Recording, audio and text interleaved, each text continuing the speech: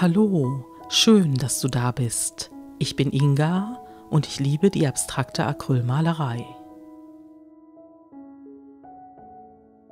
Ich habe mich heute entschieden, ein Rakelbild für euch zu malen und ich beginne mit einer etwas ungewöhnlichen Farbe, und zwar ist das Grüngold von Winsor & Newton.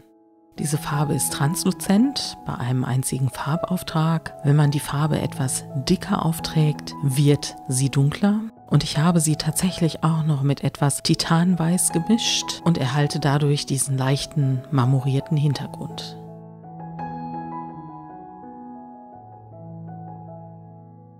Der etwas ungewöhnliche Hintergrund gefällt mir für mein Bild heute sehr gut und deshalb fixiere ich das Ganze auch mit dem Föhn.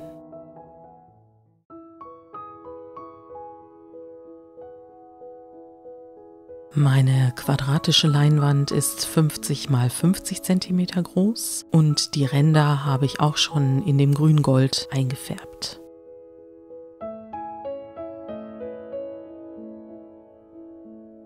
Als erste Rakelschicht trage ich die Metallic-Farbe Gold auf. Hier bin ich dann wieder zu Amsterdam Acrylics gewechselt, weil mir diese Farben von der Konsistenz fürs Rakeln am ehesten liegen. Und ich achte darauf, dass die goldene Farbschicht nicht flächendeckend aufgetragen wird, sodass von diesem wunderbaren grün-goldenen Hintergrund immer noch etwas durchscheint.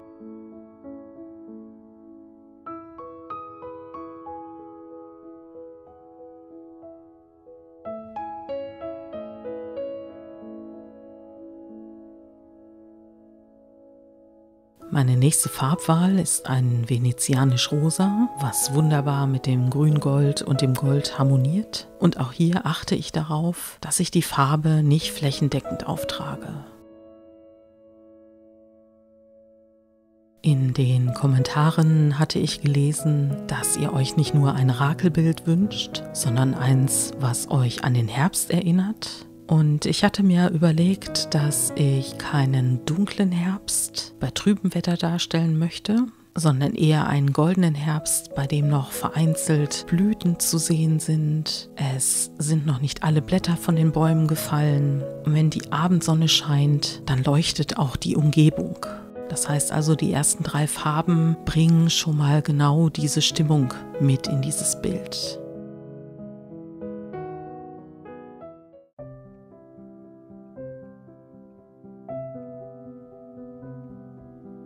Die auf das Venezianisch folgende Silberschicht bringt einen kühlen Unterton mit aufs Bild.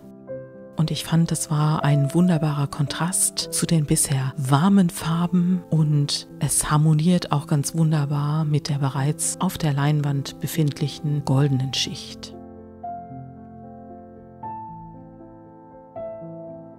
Vielleicht ist das auch die Andeutung eines Nebels.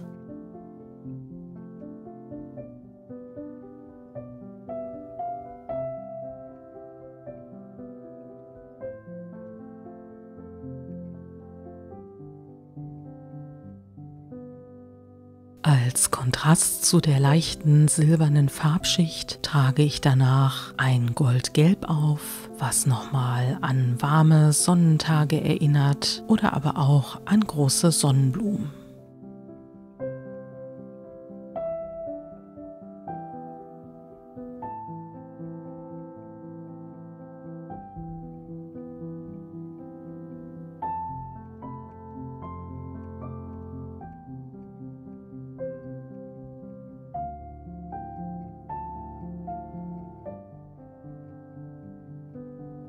Die nächste Farbe, die auf den ersten Blick weiß erscheint, ist eine sogenannte Perlfarbe, die Perlmuttfarben auftrocknen wird. Und ich habe hier für mein Thema die Perlmuttfarbe in Grün gewählt.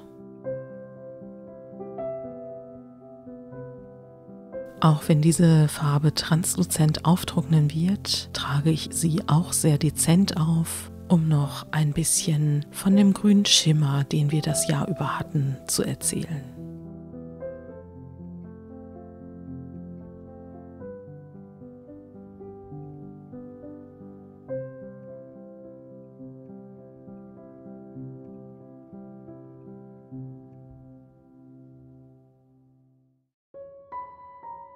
Danach habe ich mich entschieden, noch etwas mehr von dem Perlgrün auf der anderen Seite aufzutragen. Und ich habe hierbei auch meine Glättkelle nicht gesäubert. Dadurch vermischen sich die bereits auf der Leinwand befindlichen Farben etwas mehr mit der Farbe, die jetzt noch zusätzlich aufgetragen wird.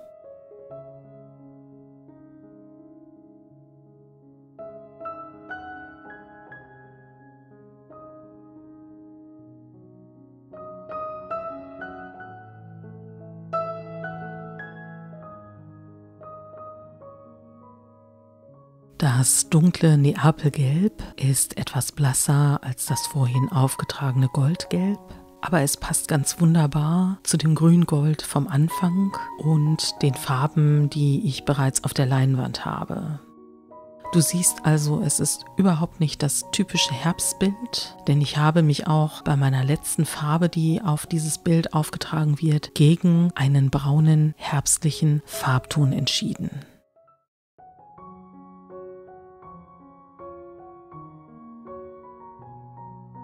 Jetzt bin ich wirklich neugierig. Hättest du dich an meiner Stelle auch für einen grünen Farbton für dein Herbstbild entschieden? Oder hättest du lieber zu einem sanften Braunton gegriffen?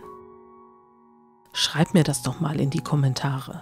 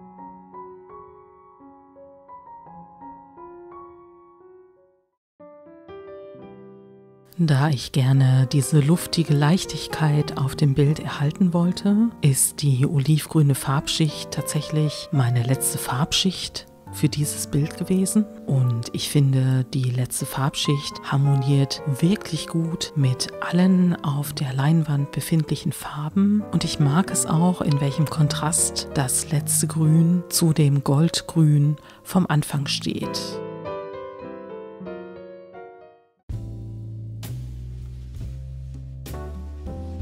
Bei der getrockneten Version kannst du jetzt etwas besser sehen, wie die Metallic- und Perlfarben schimmern und dass die Schichten wirklich punktuell aufgetragen worden sind. Ich habe also die Chance, je nach Blickwinkel, jede Farbschicht, die aufgetragen worden ist, zu sehen.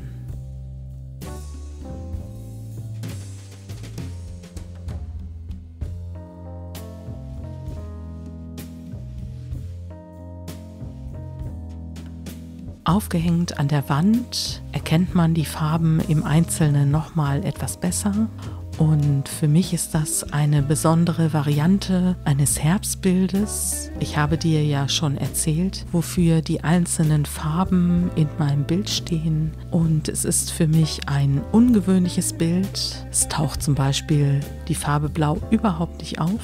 Aber mir gefällt die Sanftheit der auf diesem Bild befindlichen Farben.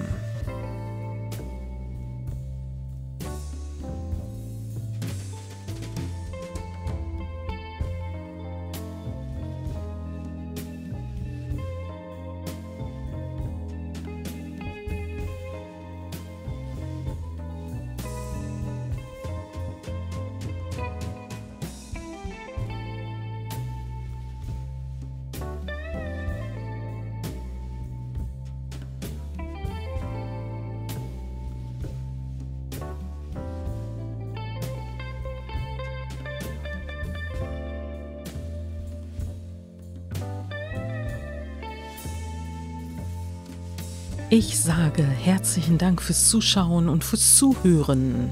Ich hoffe, das Video hat dir gefallen und wenn ja, dann klick doch einfach auf den Like-Button und falls du meinen Kanal noch nicht abonniert hast, dann abonniere den Kanal, denn so unterstützt du mich und verpasst auch kein neues Video mehr. Ich freue mich schon auf dich im nächsten Video und bis dahin wünsche ich dir eine schöne und kreative Zeit. Mach's gut, bis dann.